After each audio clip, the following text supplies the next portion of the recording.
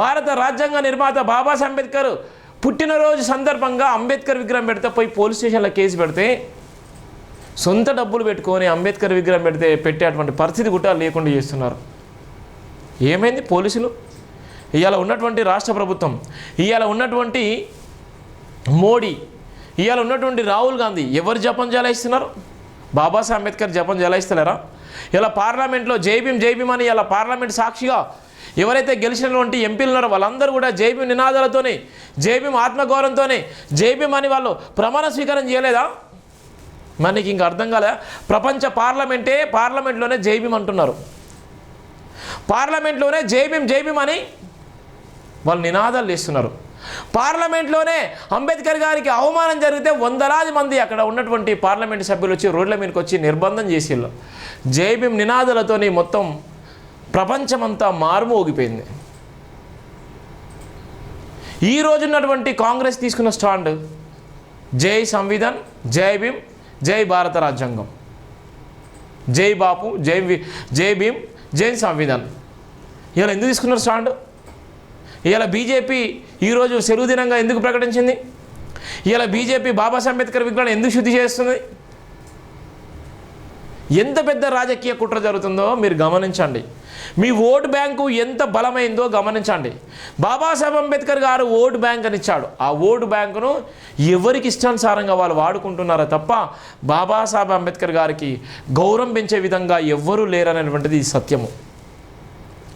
బాబాసాహెబ్ అంబేద్కర్ గారి ఆత్మ నిజంగా ఘోషిస్తుంది. బాబాసాహెబ్ అంబేద్కర్ గారి కన్న కళలు నిజంగా ఆవిరైపోతున్నాయి. బాబాసాహెబ్ అంబేద్కర్ ఏ జాతుల కోసమైతే ఆయన ప్రాణాన్ని కూడా తృణప్రాయంగా వదిలేసుకున్నాడో, ఏ జాతుల కోసమైతే ఆయన అవమానపడ్డాడో, ఏ జాతుల కోసమైతే ఆయన నిందలు మోసిండో, ఏ జాతుల కోసమైతే ఆయన నిరంతరం కష్టపడ్డాడో, ఇప్పటికీ కూడా మనకు అర్థం కాకపోతే ఎంత దౌర్భాగ్యమైనటువంటి పరిస్థితిలో ఉన్నామో, ఎంత నీచపు నికృష్టమైనటువంటి ఆలోచనలో ఉన్నామో, ఎంత భయంకరమైనటువంటి మోసాలు చేస్తున్నామో, ఇవాళ మనువాదులు ఎంత భయంకరంగా అంబేద్కర్ మీద కుట్రలు చేస్తున్నారో ఇవన్నీ మన కళ్ళ ముందు కనబడతలేవా? అంబేద్కర్ గారికి అవమానం చేసేటువంటి ప్రతి ఒక్కరు కూడా అంబేద్కర్ విగ్రహాలను ధ్వంసం చేస్తూ అంటారు. అంబేద్కర్ విగ్రహాల మీద ఇష్టానుసారంగా మాట్లాడుతూ అంటారు. అంబేద్కర్ విగ్రహాలు నిజంగా మిమ్మల్ని ఆయన చేసినాయా? అంబేద్కర్ విగ్రహాలు వచ్చి మిమ్మల్ని మీ ఇంట్లోకి వచ్చి ఆయన ఇబ్బందులకు గురి చేసినాయా? కానీ ఇప్పటికీ కూడా అంబేద్కర్ విగ్రహాలకు రక్షణ లేదు. అంబేద్కర్ గారికి నేటికి కూడా అవమానాలు జరుగుతూనే ఉంటున్నాయి.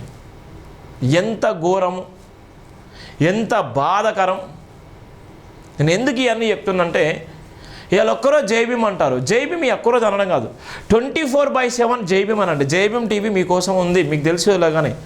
జై భీమ్ టీవీ పుట్టిందే బాబాసాహెబ్ అంబేద్కర్ ఆలోచన విధానాన్ని, ఆయన చెప్పిన నినాదాన్ని కనీసం ఒక 1% అన్నా,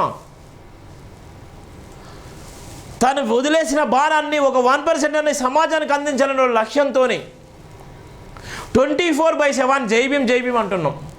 ఇది కదా సక్సెస్ అంటే, ఇది కదా ఆయన ఆశయం అంటే. ఇవాళ ఉన్నటువంటి రాష్ట్ర ప్రభుత్వాలు జై భీమ్ అంటే భయపడుతున్నాయి. జై భీమ్కు ఇవాళ మేము రాసేటువంటి వార్తలకి, మేము చెప్పేటువంటి నినాదానికి, మేము మాట్లాడుతున్నటువంటి ప్రతి ఒక్క విషయానికి ఇవాళ రాష్ట్ర ప్రభుత్వాలు భయపడతాయి. రాష్ట్ర ప్రభుత్వాలు ఎక్కడ ఇబ్బంది పడతాయో అని రాష్ట్ర ప్రభుత్వాలు మమ్మల్ని హోన్ చేసుకునేటువంటి ప్రయత్నం చేస్తారు. నేను ఎవరికి బానిసను కాదని ఎప్పుడు ఎన్నోసార్లు చెప్పాను. ఇప్పుడు కూడా ఎవరికి బానిసను కాదు. నేను ఎవరికని ఎందుకు చెప్తానంటే, కొంతమంది చిల్లర విధవలు చిల్లర కామెంట్లు వేస్తున్నారు. అరే మీకు చిత్తశుద్ధి, దమ్ము ధైర్యం ఉంటే నా నెంబర్ ఇచ్చాను. పిచ్చి కామెంట్లు చేసడం కాదు. నువ్వు నిజంగా తల్లిదండ్రులకే పుట్టి ఉంటే,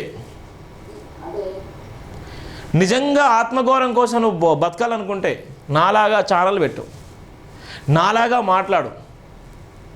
వంకర దింకర మాటలు, కుక్కతో ఒక గుండు కడితే చక్కగా వస్తావో రాదన్నట్టుగా, కుక్కతో ఒక గుండు కడితే చక్క రాదన్నట్టు ఏది చెప్పిలో ఆ విధంగా బతకకండి. ఇప్పటికైనా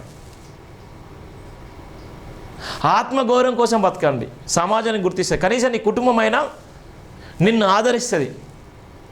నువ్వు చనిపోతే నిజంగా నీ పాఠం వేయడానికి వందలాది మందిని ఎగబడాలి. అది నీ ఆత్మగౌరవం అంటే. దానికోసం ఫైట్ చేయి. ఇవాళ కులాన్ని మేము మీదేసుకుంటాము, అంబేద్కర్ని అవమానిస్తాము, ఇవాళ ప్రవీణ్ పగడ లాంటి వ్యక్తిని ఇష్టానుసారంగా మాట్లాడతాము, ఇలా క్రైస్తవ సమాజాన్ని అంతా నోటుకొచ్చిన తిడతాము, భారత రాజ్యాంగాన్ని అవహేళన చేస్తాము, మాకు ఇలా ఉన్నటువంటి దళిత ఓట్లు కావాలి, దళిత ఓట్ల కోసం ఇలా మోకరిల్లుతాము, ఇలా పోయి దండాలు పెడతాము, దండాలు వేస్తాము అంటే కాదు. ఎందుకు చెప్తున్నంటే చాలా బాధాకరం. ఒక పక్కన బాబాసాహెబ్ అంబేద్కర్ గారి విగ్రహం పెడితే, ఇంకో చూడండి, అంబేద్కర్ విగ్రహం పెడుతుంటే అంబేద్కర్ విగ్రహాన్ని పెట్టనీయకుండా అడ్డుకున్నారు. ఇంకా చూడండి ఎంత పెట్టిలా ప్రయాణం పంపించింది పెట్టినాం, చూడండి ఎంత దారుణమో. అందుకోసమే ఇంత బాధ నేను చెప్తున్నాను. ఎందుకంటే ఎంత బాధ అంటే చూడు, అంత బాధ. నేను ఎందుకు ఈ విధంగా చెప్తున్నంటే చాలా బాధ. ఒక పక్కన అవమానం చేస్తూనే ఒక పక్కన భయంకరమైనటువంటి అవమానాలు చేస్తున్నారు. నిన్న జరిగింది షార్ట్సా,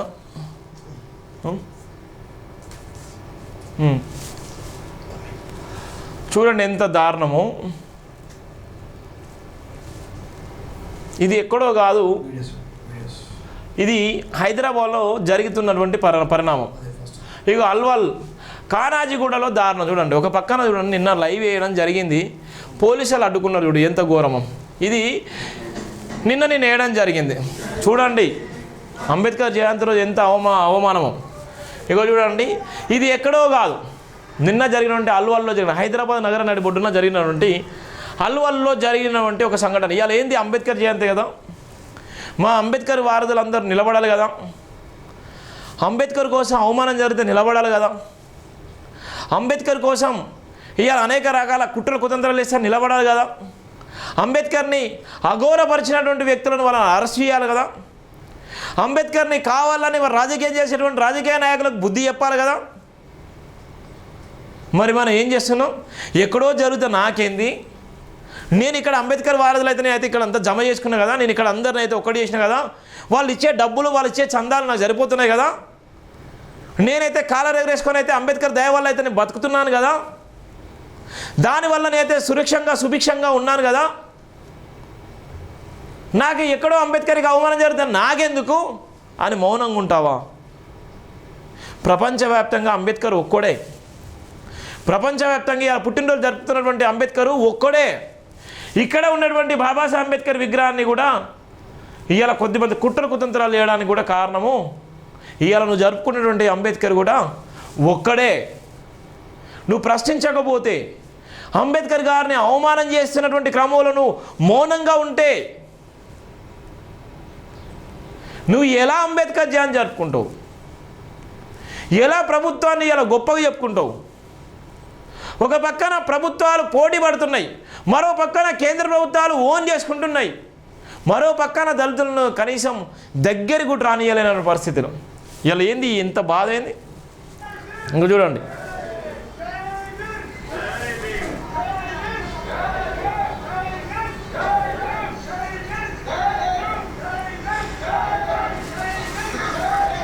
వాళ్ళు అంబేద్కర్ విగ్రహం పెట్టిళ్ళు ఇక్కడ హైదరాబాద్లో ఈరోజు నైట్ పెట్టిళ్ళు.